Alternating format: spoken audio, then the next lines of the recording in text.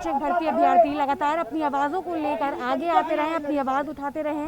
पहले भी 2020 में दिसंबर में लगातार 69,000 शिक्षक भर्ती अभ्यर्थियों का धरना प्रदर्शन चल रहा था। लगभग महीनों से ज़्यादा ये लोग यहाँ SCRT ग्राउंड में बैठे रहे और अपनी मांगों के लिए अपनी आवाज़ उठाते रहे, लेकिन बीच में किसी कारणवश धरना रोक दिया गया था।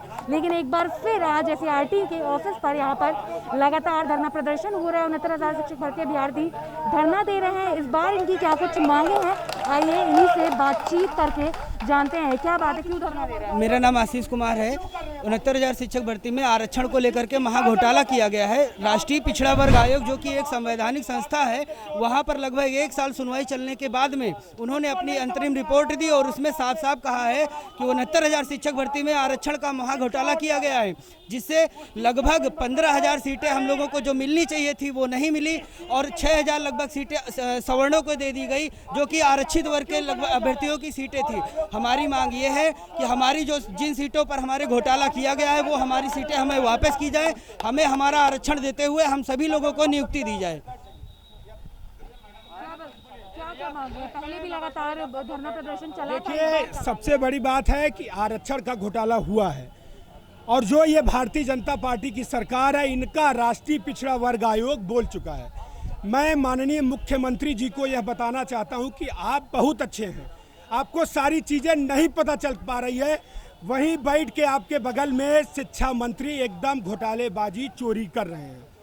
इस चीज़ को माननीय शिक्षा मंत्री जी, माननीय मुख्यमंत्री नहीं समझ पा रहे हैं। जब NCBC आयोग ने बोल दिया है कि सीटों का घोटाला हुआ है, तो आप जब उन्हीं आयोग को संवैधानिक दर्जा दे रहे हैं, क्यों उसी आयोग को संवैधानिक दर्जा दे रहे हैं? अगर संवैधानिक दर्जा दे रहे हैं तो उनकी मांगों को समझें। हम लोग यही मांग है कि राष्ट्रीय पिछड़ा वर्ग आयोग ने बोला है कि हमारे सीटों का गमन हुआ है। कब तक आपको लगता है कि आपकी मांगे पूरी कर दी जाएंगी और मांगे नहीं पूरी हुई, क्या तो अभी तक हमसे कोई तेज बात नहीं किया है, मांगे पूरी करने की तो कोई बात ही नहीं है। दिसंबर से हम लोग धरना दे रहे हैं, दिसंबर से हम लोग धरना दे रहे हैं लगातार, कभी हम लोगों की कोई सुनवाई नहीं की गई।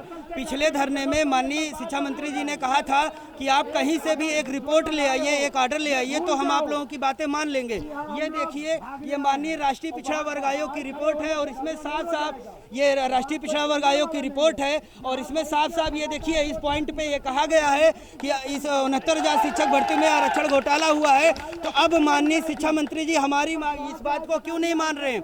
क्या वो अपने ही बनाए गए राष्ट्रीय पिछड़ा वर्ग आयोग में, जो कि उन्हीं के द्वारा नियुक्त किए गए अध्यक्ष और उपाध्यक्ष जी रहते हैं, तो क्या वहाँ उनकी भी बात नहीं मान रहे?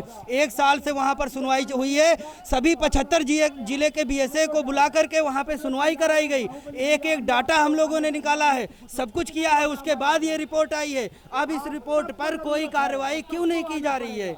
जैसा कि आपने देखा, हमारी 69,000 शिक्षक भर्ती अभ्यर्थियों से बातचीत हुई, जिनका कहना है कि राष्ट्रीय पिछड़ा वर्ग आयोग की रिपोर्ट में ये साफ है कि आरक्षण घोटाला जो है वो हुआ है।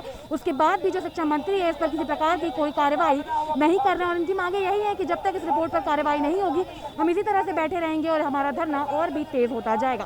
फिलहाल के लिए इतना ही। कैमरा पर्सन संजय पाल के साथ मैं शिवांगी, JMD खबर, लखनऊ।